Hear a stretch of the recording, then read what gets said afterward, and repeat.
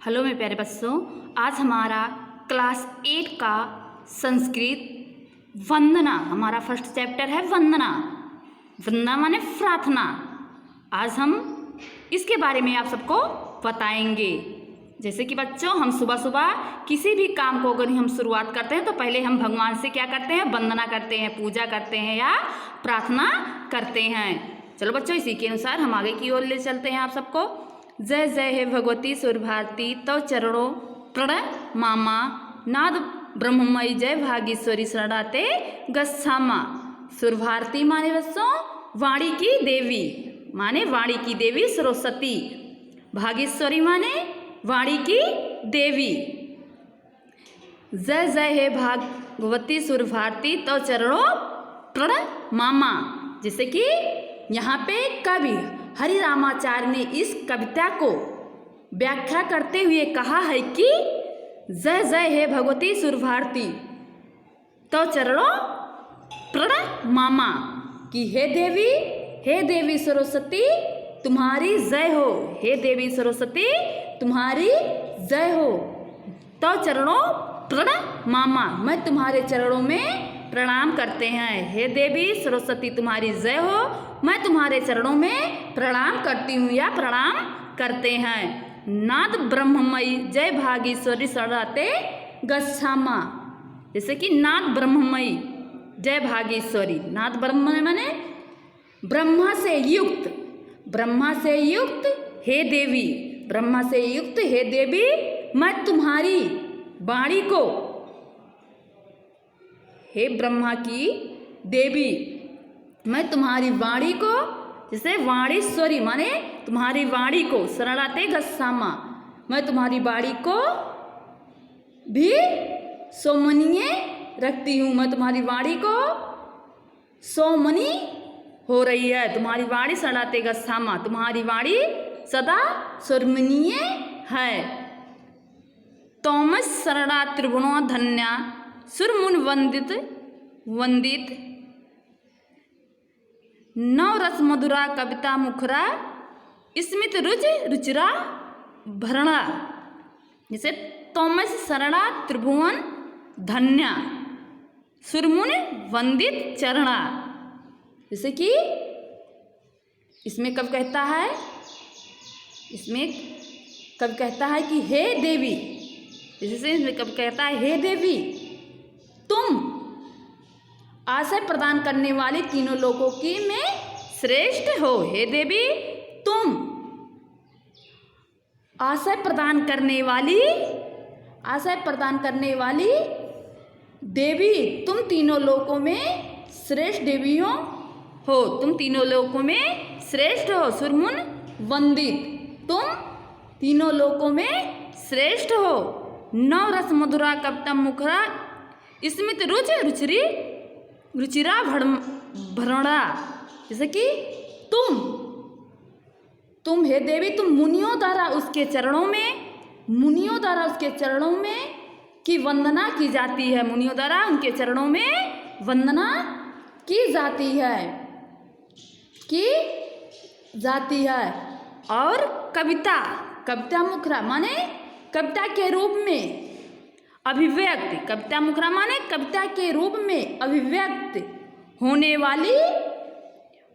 वाली स्मित रुचिरा भरणमा।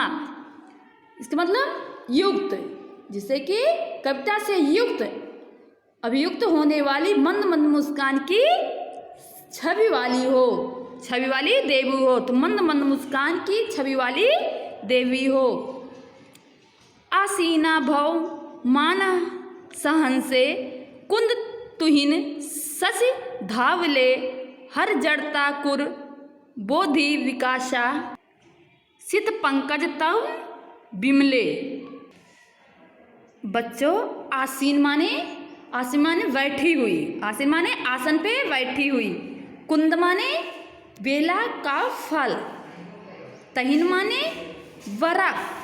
शशि माने आस्ताम।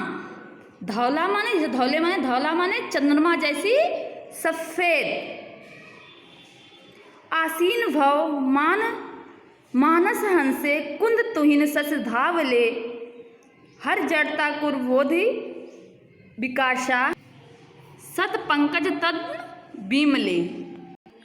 आसीन भव मानस हंसे। जैसे कि बच्चों यहाँ पे आसीन माने हे चमेली, चमेली हे चमेली बर्फ और चंद्रमा के समान, बर्फ और चंद्रमा के समान निर्मल शरीर वाली, बर्फ के समान निर्मल शरीर वाली तुम मानसरोवर के राजहंस पर आधारित हो। जैसे कि हे चमेली बर्फ और चंद्रमा के समान निर्मल शरीर वाली हो। हर जड़ता कर बोधित विकसा सित पंकज तन बीमले। हर जड़ता कुर बोधित विकसा, इसका मतलब ये होता है हमारे हृदय में, हमारे हृदय रूपी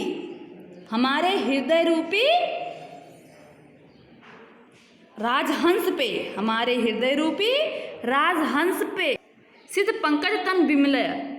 राजहंस पे तुम, राजहंस पंकज माने कमल, जैसे कि तुम राज कमल, तुम अर्थात मेरे हृदय रूपी हंस पर विराजित हो। तुम हमारे हृदय रूपी हंस पर विराजित हो। ललित कलामयी ज्ञान विभामयी वीणा पुस्तक धारणी मति रास्ता नौ तौ पद कमले यह कुंठा विष हारणी। ललित कलामयी, ललित कलामयी जैसे कि हे ललित कलाओं से युक्त, हे ललित कलाओं से, ललित कलामय माने ललित कलाओं से युक्त ज्ञान की देवी, ललित कलाओं से युक्त ज्ञान की देवी वाणी पुस्तक धारणी। जैसे कि हे ललित कलाओं से युक्त ज्ञान की देवी, चमक से युक्त ज्ञान की वाणी तथा पुस्तक धारण करने वाली हो। जैसे कि बच्चों हे देवी ललित कलाओं से युक्त ज्ञान की देवी, चमक से युक्त, जैसे कलाओं से युक्त ज्ञान से युक्त ज्ञान की वाणी, वाणी पुस्तक धारणी माने वाणी तथा पुस्तक धारण करने वाली हो। मति रास्ता नौ तौ पद कमले अकुंठ विष धारणी। मति रास्ता कहने का मतलब है कुंठ धारणी माने, कुंठ धारणी माने कुंठ रूपी जहर को दूर करने वाली, कुंठ धारणी माने विष, जो जहर था विष माने जहर को दूर करने वाली। हे देवी कुंठ रूपी जहर को दूर करने वाली मेरी यही प्रार्थना है। हे देवी तुम कुंठ रूपी जहर को दूर करने वाली देवी, मेरी यही प्रार्थना है कि यही प्रार्थना है कि कुंठ विस्मय धारणी, कि हे देवी तुम कुंठा रूपी जहर को दूर करने वाली, मेरी यही प्रार्थना है कि तुम मेरी बुद्धि सदैव आपके चरणों में कमल में लगी रहे। आपके चरणों के कमल, पद्माने कमल, तुम्हारी चरणों में लगी रहे। चलो बच्चों हमारा ये चैप्टर यहीं पे समाप्त होता है। फिर अगले चैप्टर में फिर मिलते हैं। तब तक के लिए जय हिंद।